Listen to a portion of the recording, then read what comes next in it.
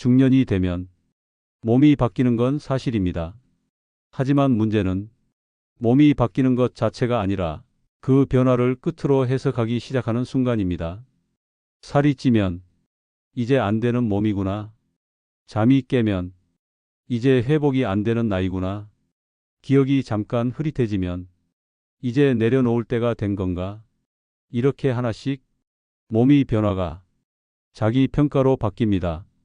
그리고 어느 순간부터 몸은 불편한 대상이 아니라 나를 증명하지 못하는 증거처럼 느껴집니다. 중요한 건 이때부터 몸은 실제로 나빠지는 게 아니라 쓰이지 않기 시작한다는 점입니다. 덜 움직이고, 덜 시도하고, 덜 선택하게 됩니다. 이건 노화의 문제가 아니라 자기 효능감이 내려가는 과정입니다. 몸이 고장나서 자신감을 잃은 게 아니라 자신감을 잃으면서 몸이 멈추기 시작한 것입니다.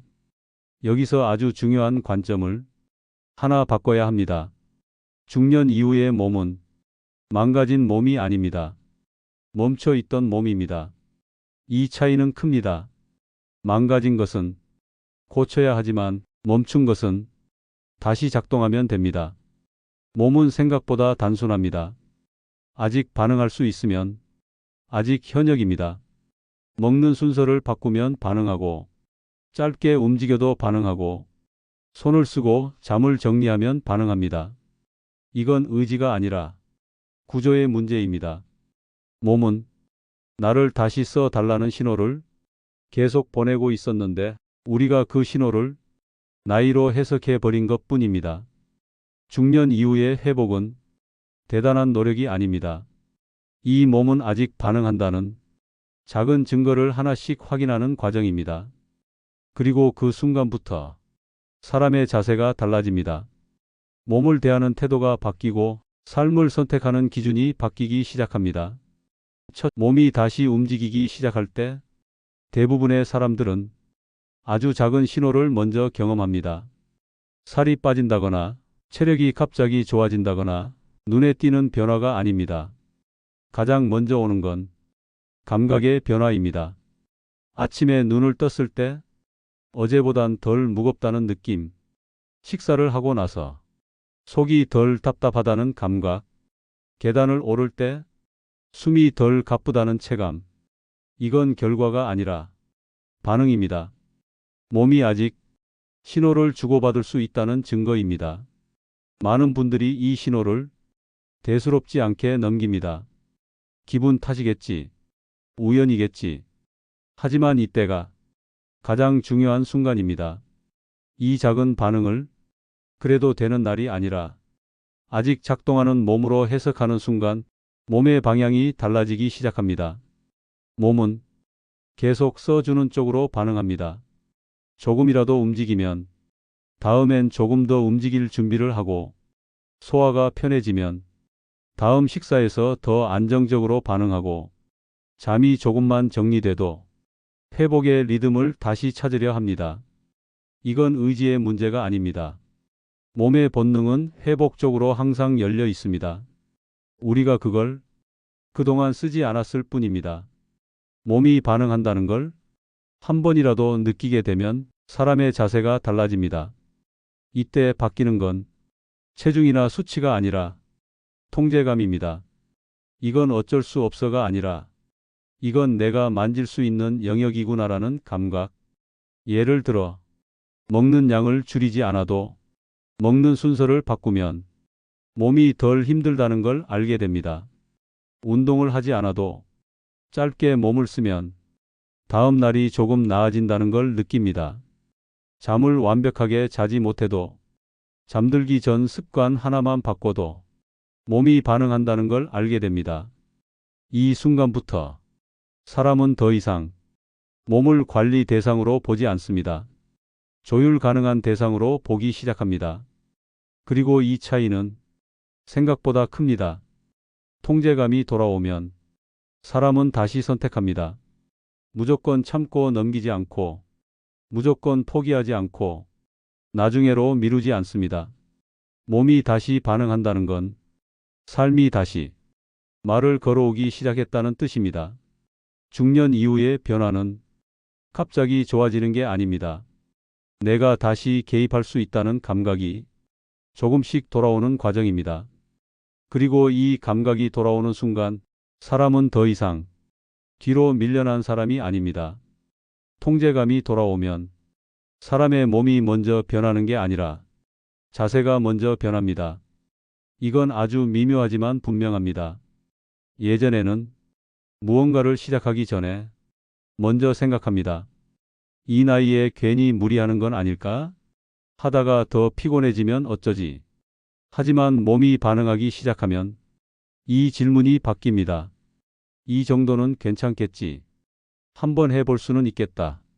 이 차이는 체력의 차이가 아니라 현역 감각의 차이입니다. 현역이라는 건 젊다는 뜻이 아닙니다.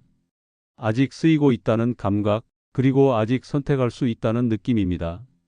중년 이후 많은 분들이 몸보다 먼저 내려놓는 건 이 현역 감각입니다. 하지만 몸이 다시 반응하면 사람은 자신을 다시 현역으로 호명하기 시작합니다.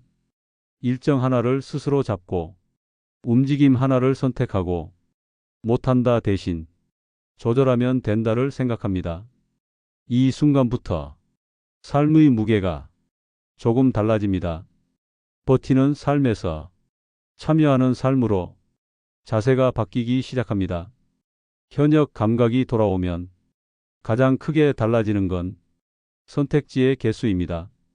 예전에는 선택이 거의 없었습니다.